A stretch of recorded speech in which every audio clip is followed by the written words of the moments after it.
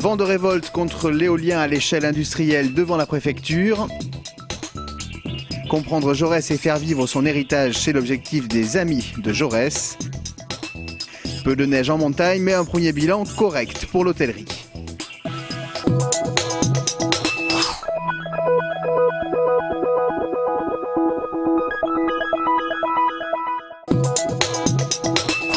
L'installation massive des éoliennes prévues dans notre région ne plaît pas à tout le monde.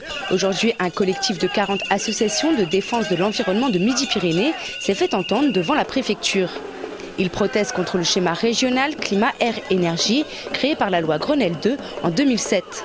Ce qu'on voudrait faire comprendre aux Toulousains, c'est qu'au moment où on parle de la guerre à la finance, l'éolien industriel est allé à l'encontre de cette guerre. Il est en train d'accentuer la faille qu'il y a entre le peuple qui subit et les financiers qui sont en train de se mettre plein les poches. Là, c'est juste un passage de subventions et de dépenses qui vont dans des poches privées. Il y a là, encore une fois, un détournement au bénéfice du grand capital des ressources publiques. Si l'éolien est véritablement nécessaire, qu'on le développe, mais qu'on le développe au service des citoyens et pour les citoyens. Reçus par la préfecture en fin d'après-midi, les manifestants se sont vus rappeler que le plan éolien n'est pour l'heure qu'un diagnostic pour déterminer le potentiel d'énergie renouvelable. Le premier conseil municipal de l'année a débuté par quelques remous, ceux du personnel des piscines toulousaines venus protester contre la dégradation de leurs conditions de travail. Un coup de gueule que n'ont pas vu les internautes qui pouvaient pourtant suivre les débats en direct sur Internet pour la première fois, puisque les maîtres nageurs se sont vus interdire l'accès à la salle. Et si ce conseil se voit décerner la palme de l'innovation, ce ne sont pas ces caméras-là qui ont animé les débats lors des vœux d'ouverture de séance. Et rappeler tout de même que la préoccupation des Toulousains, c'est les camarades pour les protéger.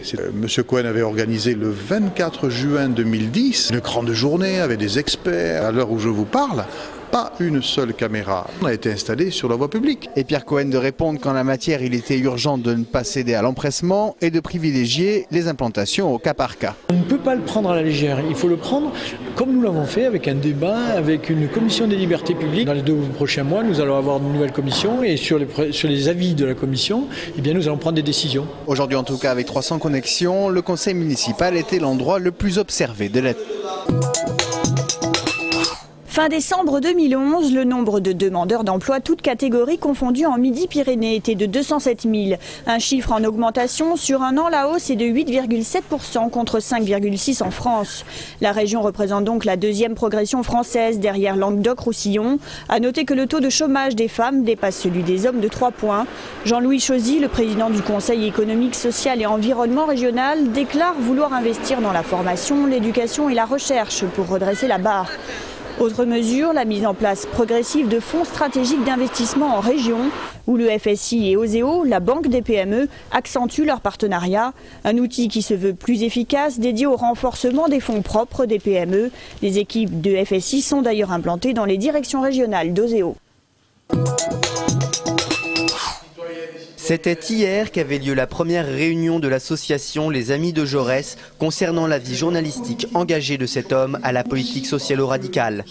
Rappelons que Jaurès, grand pacifiste et fondateur de l'Humanité en 1904, a écrit plus de 1300 articles pour la Dépêche de Toulouse entre 1887 et 1914, mort assassiné cette année-là par un étudiant nationaliste, Raoul Villain. Il était alors âgé de 52 ans. Les Amis de Jaurès auront 2 autres rendez-vous au cours de l'année rue Rémusat dans la salle Sénéchal à Toulouse en juin et en octobre.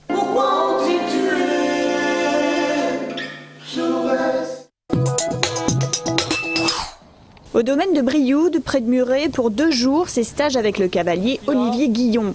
Ils sont une poignée, quelquefois à venir de loin, pros ou amateurs de grand niveau à pouvoir y assister. Les conseils du vice-champion d'Europe du saut d'obstacles par équipe sont très précieux. Tout ce qui est question d'équilibre, question de contrôle, ce qu'il y a à travailler, ce qu'il faut encore travailler, ce qui est bien. Au niveau des foulées, avoir vraiment un œil extérieur professionnel, c'est quelque chose pour nous de très très utile. Ouais. Olivier Guillon s'est intéressé dans un premier temps au couple cavalier-cheval. C'est l'expérience qui parle. Il y a des cavaliers qui ont le potentiel, mais il y a aussi après les chevaux. Donc il faut aussi, pour être champion, il faut avoir un cheval adéquat. et les étapes sont longues voilà, mais il y a des cavaliers qui montent très bien, notamment quelques jeunes qui se débrouillent très très bien déjà. Une prochaine session aura lieu du 9 au 12 février, toujours aux écuries Pierre Barrère. Déjeuner sur l'herbe plutôt que sur la neige, scène assez rare pour un mois de janvier à Super-Bagnères. Actuellement, si le soleil ravit les skieurs et les adeptes de ski-bar, le domaine n'est en revanche ouvert qu'à 60%. Côté glisse, les choses restent compliquées en raison des conditions climatiques. La sous-couche est gelée et même si la neige de culture rectifie bien le tir, il faut rester prudent, une fracture est vite arrivée. Le port du casque est recommandé. Même en tant qu'adulte, je fais attention à la sécurité, effectivement. La neige était un petit peu gelée ce matin, mais ça se ramollit assez vite dans la journée, hein, comme il fait très très doux là. Non, il fait beau, bon, c'est vrai que la neige n'est pas génial, mais ça va quand même.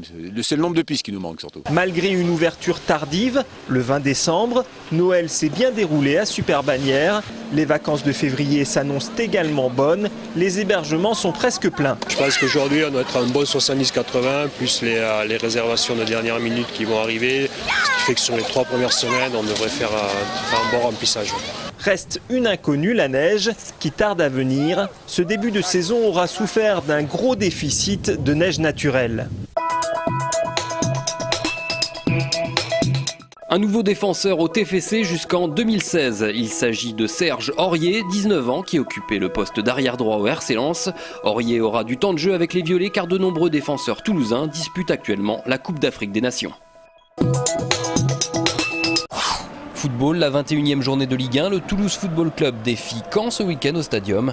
Après leur élimination surprise en Coupe de France et leur défaite face au Paris Saint-Germain, les hommes d'Alain Casanova chercheront à obtenir les 3 points de la victoire samedi à 19h. Rugby, le stade toulousain dominé à Gloucester aura comme objectif de retrouver la confiance à l'occasion de la 16e journée de Top 14 face au Racing Métro 92. Guy Novès devrait faire tourner son effectif. Coup d'envoi de ce Racing Stade Toulousain samedi dès 16h15. Du luxe mais d'occasion, c'est ce que propose le salon du camping-car d'occasion au parc des expositions de Toulouse. Jusqu'au 29 janvier, les puristes ou néophytes pourront s'informer, échanger et rencontrer les principaux concessionnaires de la région Midi-Pyrénées. Entre 200 et 250 véhicules sont exposés pour cette 2e édition. Le camping-car compte de nombreux adeptes et principalement des quinquagénaires. En 2011, 43% des camping-caristes ont entre 51 et 60 ans. Samir Ziani garde son titre de champion WBC Silver. Hier soir, lors du gala de boxe professionnel de Blagnac, il est venu à bout de l'Espagnol Rudy Encarnacion en 10 rounds. Le combat a failli tourner court au second round. Un uppercut du jeune champion de 21 ans a mis à terre son adversaire. C'est un type qui a beaucoup d'expérience, qui savait s'y prendre, il essaie surtout du romal. Il m'a donné beaucoup de fil à retordre par rapport à l'italien. Et puis je remercie tout le monde d'être venu de me soutenir. C'était un combat très dur mais on y est arrivé. Donc voilà, et j'espère continuer encore plus haut. Atteindre au moins le niveau de Maillard Monchipour. Il a des échéances importantes qui l'attendent maintenant, il a besoin de ce genre de combat. C'était l'adversaire idéal et il avait besoin de faire 10 rounds. Abréger ce combat rapidement, ça ne aurait pas servi du tout. Dans les autres matchs de la soirée, à noter la belle victoire de Mounir Guébas dans la catégorie super léger. Le Bordelais boxait hier soir Cédric Roch. Séance ciné plus ou moins interactive. L'association Séquence organise le Festival international de courts-métrages. 300 films sont projetés jusqu'au mois de novembre pour une première sélection. Et c'est le public qui vote. Ce soir, 6 films sont en compétition à la Cinémathèque de Toulouse. Projection à 21h. Beaucoup de bonheur ici.